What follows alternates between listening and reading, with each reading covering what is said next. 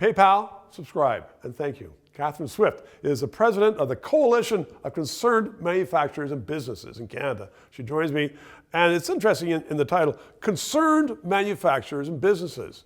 So there's a whole bunch of people out there, men and women, who are concerned. What are some of the biggest concerns? Oh boy, well, there's lots, obviously. Yeah. The group actually got together initially because of electricity costs in Ontario. That was the genesis of it, and then it branched out from there. Because right. As you recall from our great McGuinty-Wynne green energy policy, we doubled our hydro rates. And of course, costs a lot of money. Manufacturers are huge users of hydro, as are most businesses and most right. of our householders too.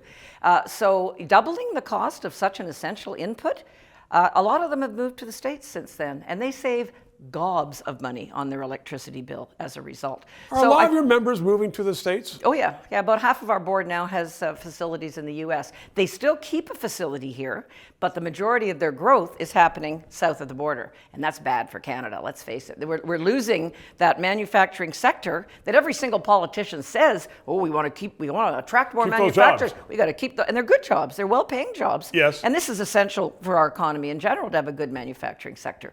And something else, some other thing that a lot of people I don't think realize is that, you know, you talk about what Trudeau's doing to the energy sector and everybody thinks, oh, poor Alberta, but not my problem. Well, it is. So many of our members are in one way or another doing business as suppliers, whatever, with oil and gas companies in other parts of the country, notably Alberta and Saskatchewan, right. That if anybody in Ontario thinks that's Alberta's problem, they're dead wrong. Not to mention the fact that Alberta in particular sends billions of dollars to the rest of the country in terms of transfer equalization payments. Under Justin Trudeau, the federal government has expanded by over 100,000 extra employees.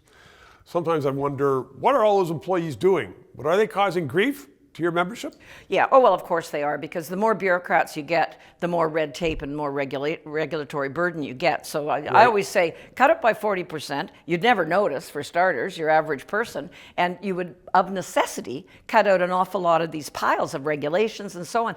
We know our investment numbers, for example, are terrible in Canada right now. You can't get anything done. There are delays for, you want to build a factory or something. Yep. There are horrible delays.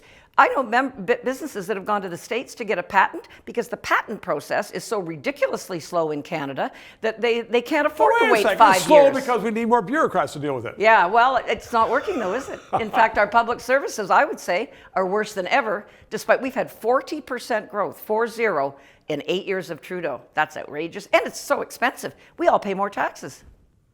Wow. So you've got a very active membership, vital to the future of Canada. And you're the president, so I'm glad you came in to give voice to their concerns. Well, thank you so much. Catherine Swift, good to see you. 3 minutes. Liberties and freedom of speech are under attack in Canada like never before. So let's keep this discussion on the air. PayPal, write a check, and please include your address so I can write a thank you letter to you. And ask your friends, please subscribe. It's important to keep this on the air. And thank you.